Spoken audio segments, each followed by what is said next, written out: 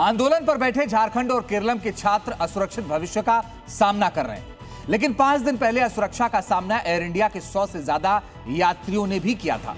Phuket से दिल्ली आ रही flight को एयर टर्बुलेंस का सामना करना पड़ा और वो 300 फीट नीचे गिर गई। अब पता लगा है कि इस विमान के एक पायलट का शुरुआती डोप टेस्ट पॉजिटिव आया है। वैसे किसी भी कार्रवाई से पहले डीजीसीए फाइनल रिपोर्ट का इंतजार कर रहा है। थाईलैंड के फुकेट से दिल्ली आ रही एयर इंडिया की फ्लाइट में 4 अगस्त को यही हालात थे। करीब 30,000 फीट की ऊंचाई पर विमान तेज टर्बुलेंस में फंस गया था, यानी विमान को हवा में तेज झटके लगे। देखते ही देखते विमान लहराकर 300 फीट नीचे आ गया। करीब 5 मिनट तक यात्रियों की जान मुश्किल में फंसी रही। उस दौरान विमान में दहशत की स्थिति बन गई थी। अच्छी बात यह रही कि कुछ देर बाद पायलट ने विमान पर नियंत्रण हासिल कर लिया और दिल्ली एयरपोर्ट पर उसकी सुरक्षित लैंडिंग कराई गई। इस घटना के बाद नागरिक उड्डयन महानिदेशालय यानी डीजीसीए ने हवा में अचानक मची इस अफरा तफरी की जांच कराई।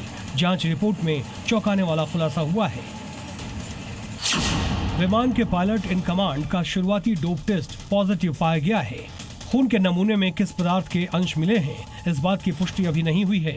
सैंपल को लैब भेजा गया है और फाइनल रिपोर्ट का इंतजार किया जा रहा है। हालांकि अभी इसे अंतिम रूप से पॉजिटिव नहीं माना गया है। जांच पूरी होने तक दोनों पायलट को ड्यूटी से हटा दिया गया है। डोप टेस्ट ये पता लगाने के लिए किया जाता है कि पायलट या क्रू ने कोई नशे की चीज या दिमाग पर असर डालने वाली दवा ली है या नहीं। इसमें शराब से लेकर ड्रग्स और दिमाग पर असर डालने वाली दवाओं का पता लगाया जाता है। एविएशन में ये इसलिए जरूरी है क्योंकि पायलट का फोकस और रिएक्शन टाइम सही रहना चाहिए। इस मामले में जरा सा भी समझौता नहीं किया जा सकता। एयर इंडिया के पायलट का डोप टेस्ट पॉजिटिव होने की खबर आने के बाद उस दिन विमान में सवार यात्रियों ने भी एक पायलट के बर्ताव को लेकर आपत्ति जताई है। इसका एक्चुअली हम लोग को बहुत शक था, क्योंकि जो पायलट का डिमीनर था, जो उन्होंने पहनावा उनका जैसे दिख रहा था, शर्ट वगैरह बहुत क्रीज था, उसके अंदर टक्ट इन भी नहीं था और उनका जो चाल था वो भी अच्छा नहीं दिख रहा था। और जिस तरीके से वो बात कर रहे थे एक्सीडेंट के बाद या टर्बुलेंस के बाद, तो वो पूरा लग रहा था कि वो नशे में है। तो हम चाहेंगे कि इसको आगे लेके जाके बहुत सीरियस एक्शन हो इसके ऊपर। यात्रियों की चिंता जायज है। करीब 1 साल पहले ही एयर इंडिया का एक विमान क्रैश हुआ था जिसमें 250 से ज्यादा लोगों की मौत हो गई थी। जिस हवाई यात्रा को सफर का सबसे सुरक्षित माध्यम माना जाता है, उसको लेकर लोगों का डर इस हादसे के बाद काफी बढ़ चुका है और इसी डर के बीच आसमान में एयर इंडिया का प्लेन हवा में तेज झटके खाकर 300 फीट नीचे आ गया। एयर इंडिया के जिस विमान को इस टर्बुलेंस का सामना करना पड़ा, उसमें 8 क्रू मेंबर समेत 145 यात्री सवार थे। यानी सवाल 145 लोगों की जान का है। इनमें कुछ विदेशी यात्री भी थे। टर्बुलेंस की वजह से जिन विमान यात्रियों ने सीट बेल्ट नहीं पहनी थी, वो अपने अपनी सीट से उछलकर गिर गए। कुछ क्रू मेंबर को भी ऐसी स्थिति का सामना करना पड़ा। इस हादसे में कुल मिलाकर 13 विमान यात्री और 4 क्रू मेंबर घायल हो गए। दिल्ली एयरपोर्ट पर विमान की लैंडिंग के बाद घायल यात्रियों को व्हील चेयर पर एयरपोर्ट से बाहर लाया गया। किसी यात्री की आंख में चोट लगी थी तो किसी के सिर में। एक एयर होस्टेस को गर्दन में चोट लगी। वहीं एक विमान यात्री को सिर में गंभीर चोट लगने की वजह से स्ट्रेचर पर एयरपोर्ट से बाहर लाया गया। कुछ घायल यात्रियों को अस्पताल में भर्ती कराना पड़ा। इन घायल यात्रियों को देखने के लिए खुद नागरिक उड्डयन मंत्री राम मोहन नायडू अस्पताल पहुंचे थे।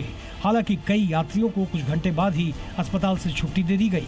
टर्बुलेंस की वजह से यात्रियों के जख्मी होने के अलावा विमान को भी नुकसान पहुंचा था। ओवरहेड केबिन पैनल के कुछ हिस्से टूट गए थे। टर्बुलेंस की वजह से केबिन के अंदर सामान इधर उधर फैल गए। आधुनिक तकनीक और बेहतर सुरक्षा सिस्टम की वजह से आज टर्बुलेंस की वजह से गंभीर विमान हादसे की आशंका काफी कम हो गई है। लेकिन बेहद गंभीर टर्बुलेंस की स्थिति में दुर्घटना की आशंका पूरी तरह खत्म नहीं होती। इस घटना के बाद विमान को जांच के लिए लाया गया। वहीं डीजीसीए ने इसकी गहराई से छानबीन शुरू कर दी है। उसी जांच के दौरान विमान के एक पायलट का शुरुआती डोप टेस्ट पॉजिटिव आया है। इस घटना को लेकर एयर इंडिया का बयान भी सामने आया।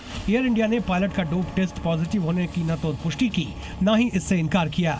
एयर इंडिया के मुताबिक हमें पता है कि नियमों के अनुसार पायलट्स का फ्लाइट के बाद स्क्रीनिंग टेस्ट किया गया था। हालांकि टेस्ट के नतीजे एयर इंडिया के साथ साझा नहीं किए गए हैं, इसलिए हम किसी भी नतीजे पर कोई टिप्पणी करने की स्थिति में नहीं हैं। एयर इंडिया ने आगे ये भी लिखा वो नागरिक उड्डयन के नियमों के तहत क्रू मेंबर का नियमित ड्रग टेस्ट करती है। डीजीसीए की तरफ से अभी तक जांच रिपोर्ट सार्वजनिक नहीं की गई है। इसी वजह से पायलट और एविएशन एक्सपर्ट्स अभी इस मामले में कुछ भी बोलने से बच रहे हैं। वो भी अंतिम रिपोर्ट का इंतजार कर रहे हैं।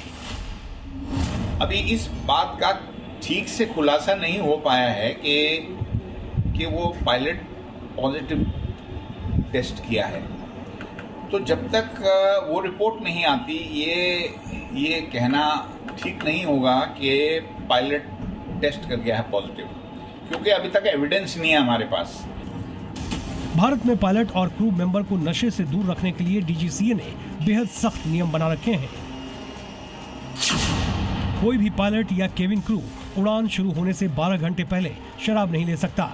उड़ान के दौरान भी इनका इस्तेमाल मना है। इसे सख्ती से लागू भी कराया जाता है।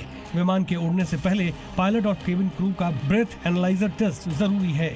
साथ ही भारत के बाहर से आने वाली फ्लाइट के पायलट और केबिन क्रू का भी टेस्ट किया जाता है। टेस्ट रिपोर्ट पॉजिटिव आने के बाद कड़ी कार्रवाई भी की जाती है। पहली बार रिपोर्ट पॉजिटिव आने पर 3 महीने के लिए लाइसेंस सस्पेंड किया जाता है। दूसरी बार पॉजिटिव आने पर 3 साल तक लाइसेंस सस्पेंड किया जा सकता है और तीसरी बार पॉजिटिव आने पर लाइसेंस रद्द करने का प्रावधान है। अगर कोई पायलट टेस्ट कराने से इनकार करता है तो इसे भी नियमों का उल्लंघन माना जाता है। इस पर भी कार्रवाई होती है। लेकिन अगर इतने सख्त नियमों के बाद भी पायलट का डोप टेस्ट पॉजिटिव आता है तो यात्रियों की सुरक्षा के साथ खिलवाड़ है। हवाई उड़ानों पर यात्रियों का भरोसा बनाए रखना है तो इस तरह की घटना दोबारा नहीं होनी चाहिए। उम्मीद की जानी चाहिए कि डीजीसीए डोप टेस्ट की रिपोर्ट के आधार पर कड़ी कार्रवाई करेगा। ब्यूरो रिपोर्ट, जी मीडिया।